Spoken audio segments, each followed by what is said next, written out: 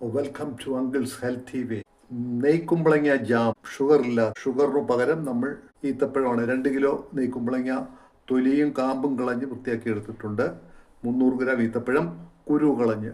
ഈ നെയ്ക്കുമ്പളങ്ങ നല്ലതുകൊണ്ട് ഗ്രേറ്റ് ചെയ്ത് പകുതി എടുത്ത് മിക്സിയിൽ അടിച്ചിട്ട് അതിൻ്റെ ജ്യൂസ് കുറച്ച് എടുത്ത് ഈത്തപ്പഴത്തിൽ ഒഴിച്ച് അതും മിക്സിയിൽ അടിച്ച് നല്ല വെണ്ണ പോലെ നമുക്ക് ജാം തയ്യാറാക്കാം.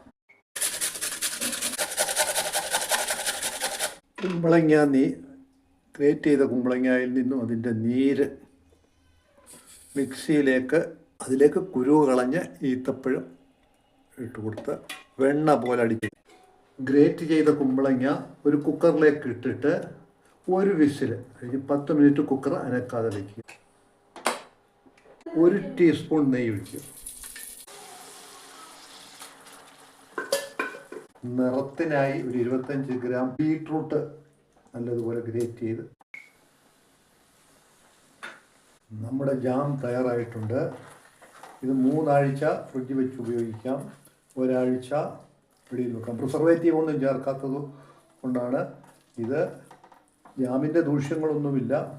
ഇത് കുട്ടികൾക്കൊക്കെ വെറുതെ എടുത്ത് കഴിക്കാം, കൂടെ അല്ലാതെ കഴിക്കാം. ഇതാറുമ്പോൾ കുപ്പിയിലാക്കി